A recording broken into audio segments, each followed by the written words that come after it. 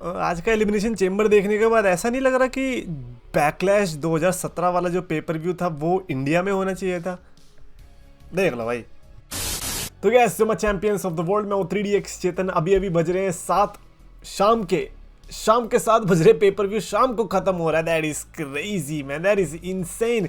Elimination chamber 2024 specially designed for Rhea bloody replay.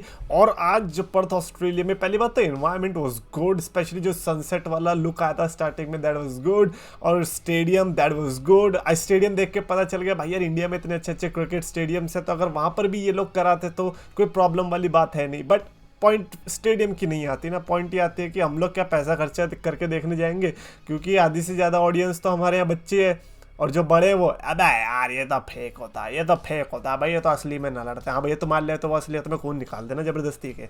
But खैर India में shows की बात तो अब क्या करें, अभी जहाँ देखने को मिल रहा है अभी तो वहाँ पर ही इंजॉय कर सकते हैं। सबसे पहले इन्होंने प्री शो में कबूकी वॉरियर्स को रखा था against India Hartwell and Candice LeRae, जो कि टैग टीम चैंपियनशिप के लिए था एज वी डिस्कस अर्लियर, क्योंकि इंडिया हार्टवेल ऑस्ट्रेलिया ने, तो इसीलिए इन्होंने ये मैच रखा था। बस ऑस्ट्रेलिया ने तो उसका मतलब थोड़े जीत भी जाओगे यार बहुत बुरी तरीके से हराया। कबूकी वॉरियर्स ने टाइटल रिटेन करी, जिसके बाद इंडिया हार्टवेल के लिए चैंट्स भी लग रहे थे कि चलो ठीक है यार, हमें तो हम तो खुश इसीलिए कि हमारे यहाँ पे पेपर व्यू आया। बस वही वाली फील थी स्टार्टिंग में। एंड उसके बाद जो मेन शो स्टार्ट हुआ था वो हुआ था एलिमिनेशन चेंबर के मैच से, वो भी वुमेन्स वाले। वो तो ऑब्वियस था, लग ही रहा था कि यही वाला मैच स्टार्ट करेगा। हाउएवर मेरे को रिया रिप्ली वर्सेस नाया जैक्स के लिए भी फीलिंग आ रही थी, मे बी ग्रेट ओपनर हो सकता था, बट उन्होंने बड़ी अच्छी गुगली फेंक दी। खैर बियांका बेलेयर, लिव मॉर्गन, अपनी रकेल को क्या हो गया भाई, मैं सोच रहा था, मेरे को ऐसे पता चला है कि रकेल रॉड्रिगेज को कुछ तो बीमारी हो गई है जिसके चलते उसके स्किन पे इश्यूज हो रहे, जो कि आज विजिबल भी हुआ। And I am like bro, अगर मैं होता उसकी जगह भाई मैं तो आता ही नहीं स्क्रीन पर। तो रकेल के पास गट्स है भाई, सही में कह रहा हूँ गट्स है।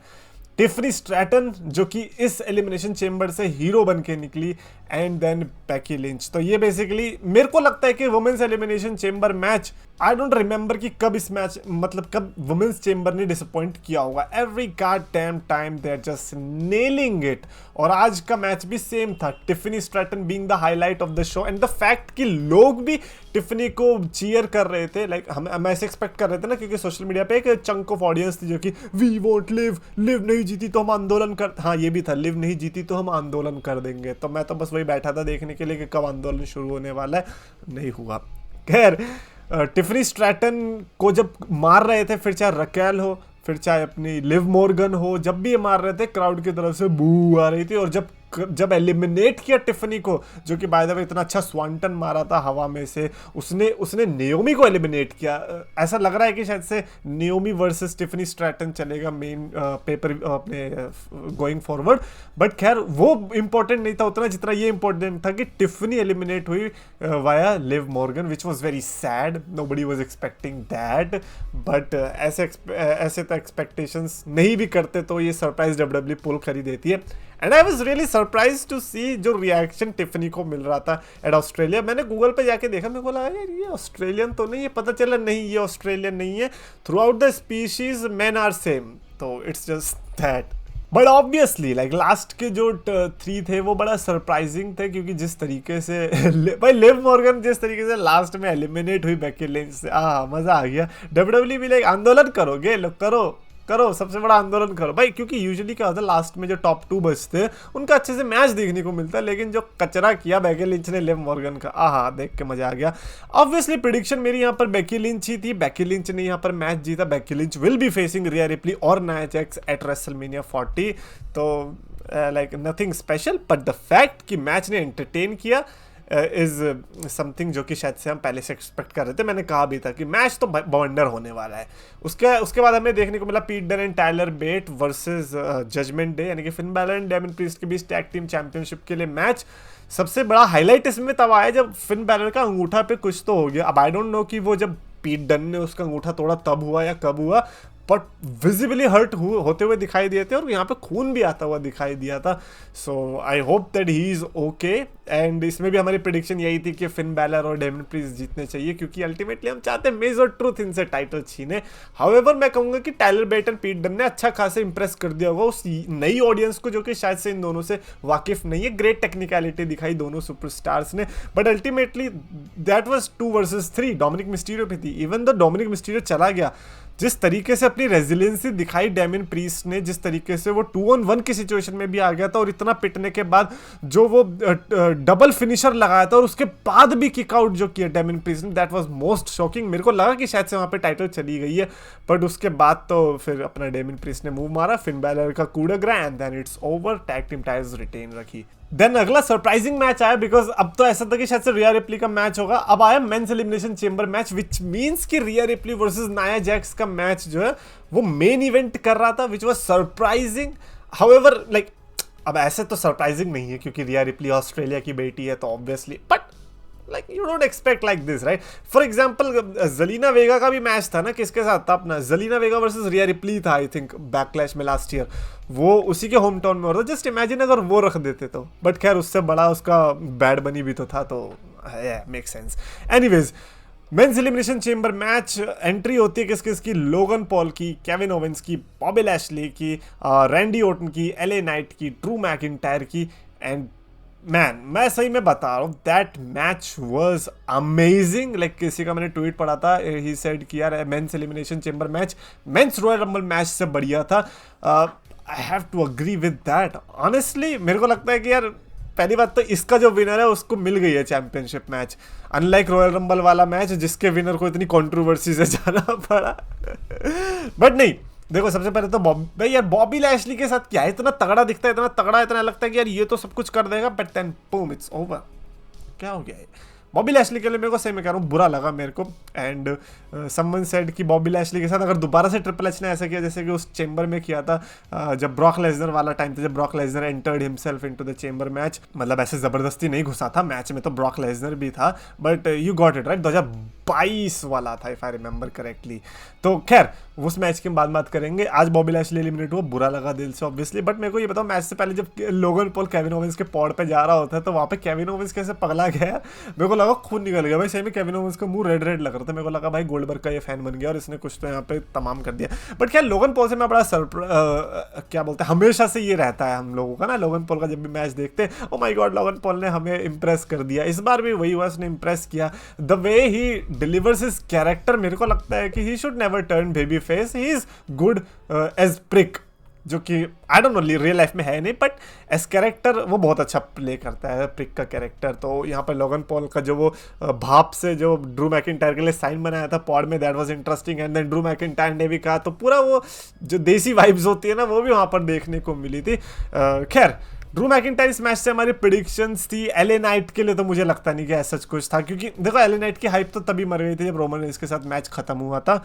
उसके बाद से तो it's just filler for everybody. Like कितने लोग ये कर ले, नहीं आ रही वो वाइब, आई नहीं रही। एजे स्टाइल्स को भी नहीं आ रही थी, बीच में आके बजा दिया, इतना बजाया, इतना कूट कूट के बजा दिया भाई, बुरी तरीके से बजाया।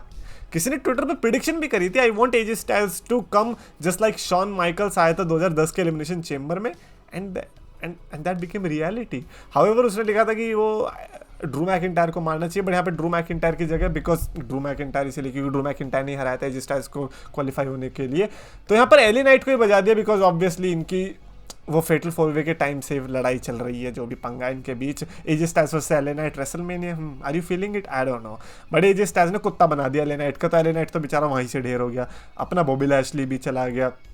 देन बचे कौन, ये केविन ओवेंस और लोगन पॉल भी जब एलिमिनेट हुए तो फिर ऐसा लगा कि यार तो मैकिंटायर ही जीत रहा है, तो बचा ही क्या। हाउएवर मैकिंटायर और रैंडी ओटन को लास्ट तक टिकाने का डिसीजन बहुत अच्छा था, बट द फैक्ट कि इन्होंने लास्ट में रैंडी ओटन को पिटवाया लोगन पॉल से, लोगन पॉल ने जो मारा ब्रास नकल से रैंडी ओटन के, एंड बूम भाई साहब, नॉट एक्सपेक्टेड।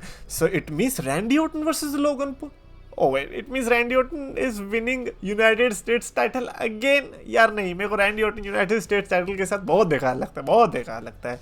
बट खैर if that's what it takes for Randy Orton to become a champion, तो ठीक है चलेगा, हमको कोई प्रॉब्लम नहीं है। बट नहीं, ड्रू मैकिंटायर प्रेडिक्शन करेक्ट भाई, आज सारी प्रेडिक्शन करेक्ट हुई यार, मतलब मजा ही आ गया देख के यार, ड्रू मैकिंटायर वाली भी और बेकी लिंच वाली भी। तो that this match was also good obviously, like 5 star rate करना होगा, कर सकते हो इजीली, क्योंकि मोमेंट्स भी थे, स्पेशली वो जो स्पीयर पड़ी थी लोगन पॉल को पॉड पे, ओए होए दिल को संतुष्टि मिल गई वहां से। उसके बाद आता है, उसके बाद नहीं, आई थिंक उसके पहले था जो सेगमेंट था जिसके लिए सब लोग वेट कर रहे थे, ऑजी बॉय, ग्रेसन वॉलर और ऑस्टिन थ्योरी जो है होस्ट, ऑस्टिन थ्योरी क्यों है, वो लोग अपना होस्ट करते Seth Rollins and Cody Rhodes को। एंड मैं बता रहा हूँ आपको, इससे वाहियात सेगमेंट ये लोग नहीं कर सकते, ये इतना गंदा मेरे को लगता है कि इससे ज्यादा तो इन्फॉर्मेशन लोगों को कोडी रोड्स और सेथ रॉलिंस का जो अभी प्रोमो हुआ था रॉ में उससे मिल गई थी। इसमें ये क्या था, ये क्या था ये, if I am having a baby down the line, और वो जब पैदा होगा 2 साल का होगा भी, उसको आप पूछने जाओगे ना कि बताओ यार कोडी रोड्स और सेथ रॉलिंस और ग्रेसन वॉलर वाले सेगमेंट में क्या हुआ था, वो भी बोल देगा, पता है क्या बोला, कुछ नहीं, मतलब कुछ नहीं, ऑब्वियसली कुछ क्या, इतना टट्टी सेगमेंट भाई, जस्ट बिकॉज आपको थीम सॉन्ग पे नचाना था ऑडियंस को, जस्ट बिकॉज आपको अपने पायरो शो ऑफ करने थे कोडी रोड्स के लिए, तो जस्ट बिकॉज आपको ये देखना था कि यार क्राउड गाती है या नहीं, इसीलिए आपने ये सब। No wonder why Roman Reigns and Rock नहीं आया, मैं रोमन रेंस होता मैं नहीं आता, मैं ट्रिपल एच से नाराज और हो जाता 2-3 साल के लिए यार, इतना गंदा segment. You know why it was गंदा, because it was wholesome, this is not live event. आप रोड टू रेसलमेनिया में इसको लाइव इवेंट की तरह कैसे ट्रीट कर सकते हो? इस वाले सेगमेंट से क्या पता चला, क्या साबित कर लिया तुमने कि हमें थ्योरी वर्सेस ग्रेसन वॉलर का मैच देखने को मिलेगा रेसलमेनिया में? अबे ठीक है यार कर सकते हो, लेकिन व्हाट अबाउट दैट स्लैप जो कि रॉक ने मारा था, what happened to that rivalry? भाई कचरा। मेरे को तो सही में इस सेगमेंट के बारे में बात करने का ही मन नहीं कर रहा। I don't know why most people are not talking about this, कि ये क्यों था इतना यूजलेस सेगमेंट जो कि इतना हाइप्ड था, जिससे बहुत कुछ कर सकते थे, उससे उन्होंने कुछ नहीं किया, कुछ भी नहीं किया। ग्रेसन वॉलर को फायदा हुआ ग्रांटेड, बट उसके अलावा क्या यार, बेकार।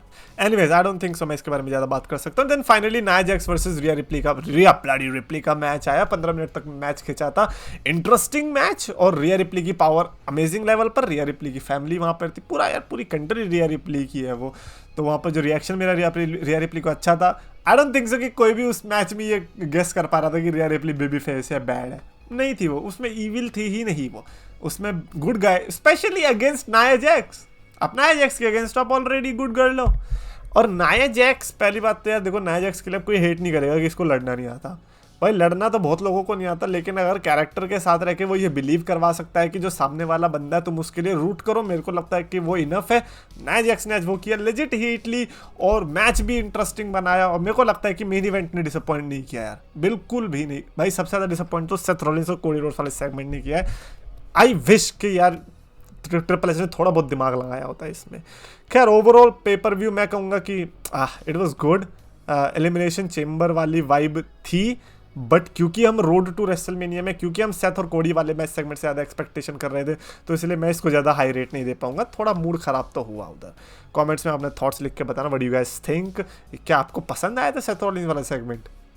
I don't know. कमेंट्स में लिखो, आपको वीडियो पसंद आया तो प्लीज लाइक और channel subscribe. Was like a fan, tribal chief मेरी जान, but videos अच्छी लगे तो सब्सक्राइब करके मान। ये हुए तो बंदा यार, ये जे भी पुराना प्यार, और से है बड़ा पंगा, करता मैं टोनी को नंगा, तो सजाया हुआ है 3D extra than, आपका wrestling fan, 3D extra than, 3D extra 10, I got wrestling friend, 3D extra 10, I got wrestling friend, 3D extra 10.